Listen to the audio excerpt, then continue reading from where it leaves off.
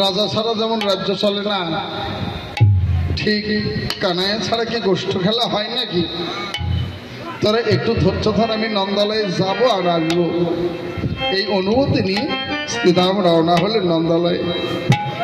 এসে দেখে কানাইয়া মায়ের কোলে বসে আপন মনসুখে ক্ষীরসার নবনী ছানা খাচ্ছে। বসিয়া মায়ের কোলে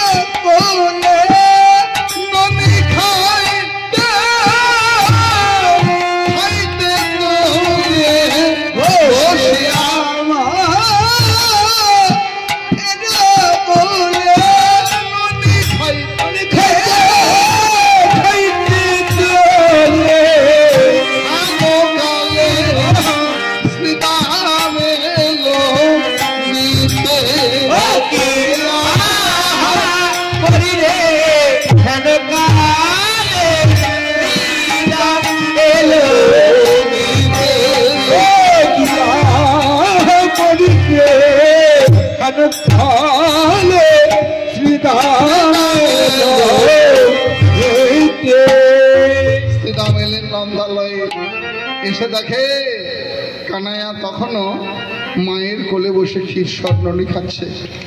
সখাসক্ষ হৃদয় তো অভিমান হলো, কিরে কানাই, যার জন্য মায়ের কোল ছেড়েছি, ভালোবাসা ছেড়েছি, আর সে আমাদের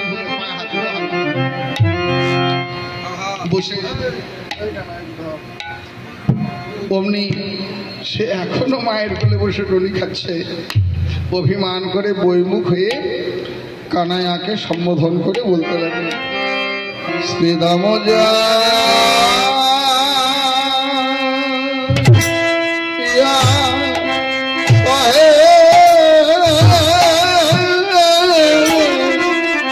নন্দের দোলা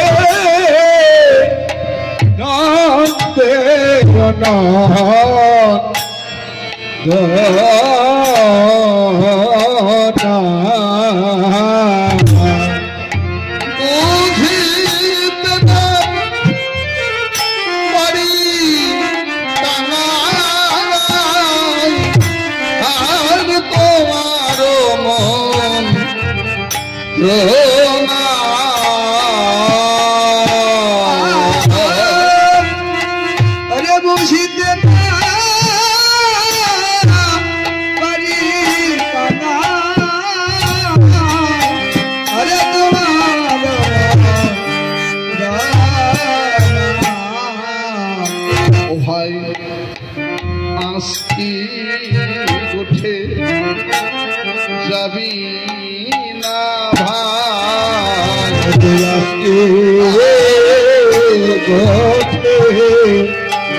যাবে ভাদের কথা কি তো মনে নাই ভাই, আজ কি গোঠে যাবি ভাই, মনের কথা কি তো মনে নাই ভাই, আজকে গোঠে ও তুই যাবি না ভাই, বলি আমরা কি তো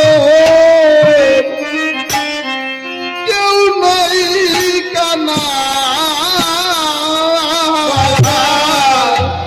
আমরা কি তো কেউ নাই কানা,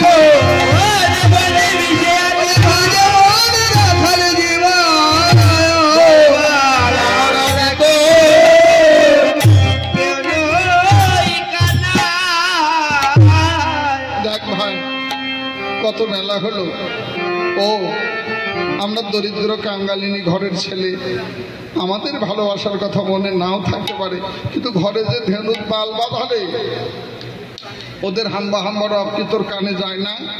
ওদের প্রাণাকুল করা রব শুনে, হাম্বা হাম্বা রব শুনে আমরা সবাই ধনুর পাল নিয়ে বের হলাম বটে। বের হলে হবে কি রে, প্রতিদিন যেভাবে ধেনুগুলো গোষ্ঠী যায় আজ তো তা যায় না। আমরা বের হলাম বটে, আগে যত চালাই ধেনু কিছু পানে চায়,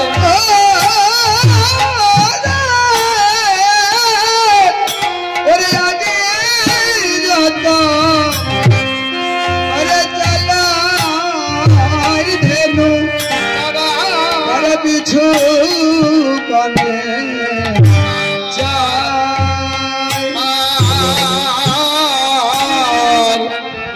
নিহারিয়ে সদুমুখ নাহে রে তো মা,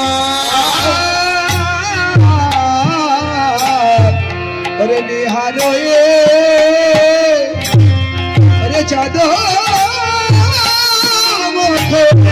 अरे नाहे रे तो माय ওরা যায় ফিরে ফিরে যায়, ओरा जाय यार जाय फिरे फिरे जाय পরাণ কানাই আছে কিনা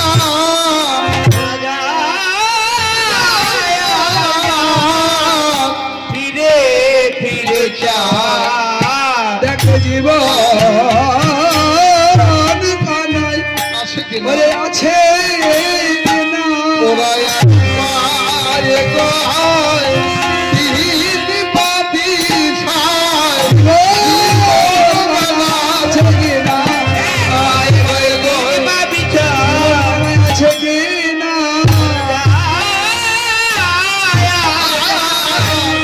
ফিরে ফিরে যায় দেখ ভাই, ভেনুগুলো যেন ওরা গোষ্ঠে যাচ্ছে না।